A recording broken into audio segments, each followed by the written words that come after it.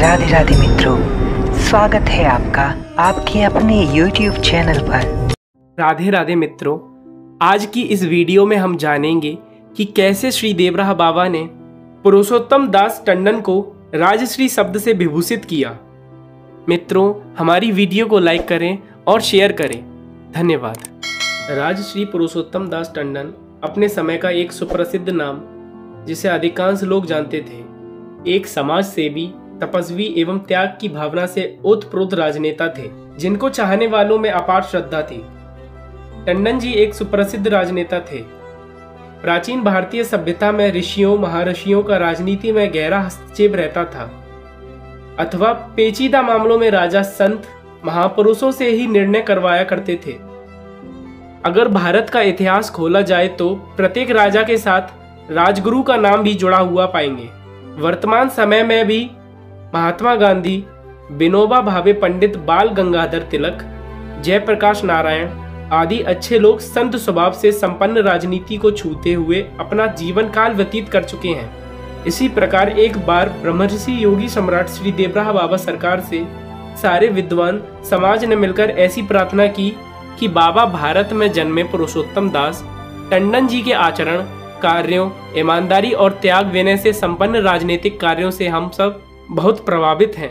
टंडन जी को स्वयं भी हिंदी व अंग्रेजी की उच्च शिक्षा प्राप्त है और हम सभी विद्वान ऐसा चाहते हैं कि आपके श्रीमुख से टंडन जी के कार्य को देखते हुए किसी उपधि से अलंकृत किया जाए। बाबा ने कहा, बच्चा, तुम सब की यदि ऐसी इच्छा है तो मैं ऐसा ही करूंगा।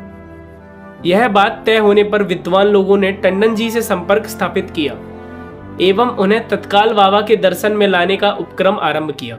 उस समय पुरुषोत्तम दास टंडन जी भारत की कांग्रेस पार्टी के अध्यक्ष थे और बाबा देवरिया जिला, जिसका नाम उन्हीं के नाम पर पड़ गया था, उसमें सरयू तट पर बने अपने मचान पर विराजमान थे।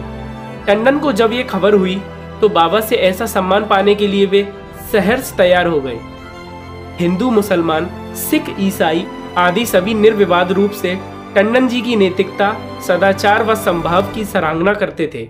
जगह जगह पर इस बात ने खूब प्रचार पकड़ लिया था कि बाबा टंडन जी को किसी उपधि से विभूषित करने जा रहे हैं।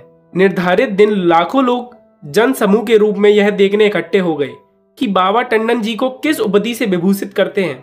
15 अप्रैल 1948 को यह दिन था जब बाबा ने अपने मंच से टंडन जी को राजश्री शब्द से विभूषित करते हुए राजश्री पुरुषोत्तम दास टंडन संबोधित किया।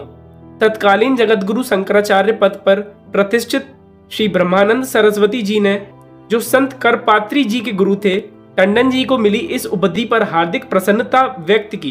बाबा के दर्शन कर लखनऊ वापस पहुंचने पर राजश्री पुरुषोत्तम दास टंडन का अभिनंदन करने वाले लोगों ने तत्कालीन प्रधानमंत्री पंडित जवाहरलाल नेहरू भी थे। जिस समय बाबा ने टंडन जी को राजश्री शब्द से विभूषित करके कुशल समाचार पूछा तो टंडन जी ने कहा कि बाबा, आप तो हमें राजश्री बना रहे हैं, आश्रम के पेड़ हमें कांटे चुभो रहे हैं। बाबा ने कहा, अरे बच्चा, अभी मैं इसको डांटता हूं। जिस पेड़ के नीचे टंडन जी खड़े थे उस पेड़ को डांटकर बाबा ने कहा, क्यों रे, यही सेवा करने के लिए तुझे मैंने यहां खड़ा किया है। मानो पेड़ जैसे घबराकर सहम गया हो। वह बबूल का पेड़ था। ध्यान रहे कि बबूल के पेड़ पर 1.5 इंच लंबे अत्यधिक कांटे होते हैं। बाबा ने पुरुषोत्तम दास जी से पेड़ की ओर इशारा करते हुए कहा, बच्चा, यह भगत है, अब यह किसी को कांटे नहीं चुभाएगा। यह सब चीटा चीटी, सांप बिच्छू, हाथी और पेड़ पौधा आदि मेरे भगत है। यह मेरी बात मानते हैं बच्चा। उस समय तो इस बात के प्रभाव का पता किसी को न चला, किंतु शाम होते होते पेड़ के कांटे झड़ कर गिरने आरंभ हो गए और रात भर में सभी कांटे मुरझा मुरझा कर गिर गए। अगले दिन सुबह वह पेड़ पूरी तरह कांटों से रहित हो चुका था। यह देखकर सभी आश्चर्यचकित थे।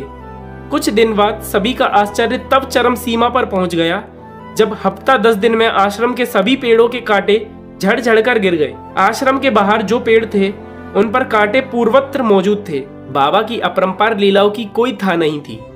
पेड़ पौधे, पशु पक्षी एवं संपूर्ण प्रकृति उनकी आज्ञा के पालन में लगी रहती थी। साक्षात औड़रदानी विश्वनाथ भगवान शिव के अवतार ही थे। सन 1989 प्रयागराज के महाकुंभ में किसी भक्त के साथ बात करते हुए बाबा ने कहा था कि बच्चा, पुरुषोत्तम दास टंडन को मैंने राजश्री की उपाधि दी थी। बहुत भक्त आत्मा था, किंतु बच्चा भविष्य को ना जानने के कारण बहुत समय अच्छे लोग बहुत सारी गलतियां कर देते हैं, जिससे जीवन पर्यंत के कठोर परिश्रम में अर्जित हुई उनकी लोकप्रियता में बहुत भारी कमी आ जाती है। उसी प्रकार 1954 में पुरुषोत्तम दास टंडन कुछ मनमुटावों को लेकर कांग्रेस छोड़ना चाहते थे। उन्होंने मेरे सामने यह बात कही थी। मैंने कहा, बच्चा अभी चुप रह, ऐसी बोली मत बोलना, और बच्चा कुछ ही दिनों में उनका शरीर शांत हो गया। किंतु मृत्यु से पहले यदि वे कांग्रेस पार्टी छोड़ देते तो इससे उनके ऊपर कई प्रकार के प्रश्न उठने लगते, और बच्चा मुझे पता था कि अब पुरुषोत्तम स्वर्ग सिधारने वाला है, इसलिए मैंने उसे ऐसा करने की आज्ञा नहीं दी, ताकि बिना कोई पार्टी बदले इसका शरीर छूट जाए। बाबा तो परम दयालु थे। बाबा अपने भक्तों की मन की बात जान लिया करते थे और उन पर परम दया बरसाया करते थे। मित्रों, हमारी वीडियो को लाइक करें व शेयर करें और चैनल को सब्सक्राइब करें। राधे राधे। जय श्री राधे।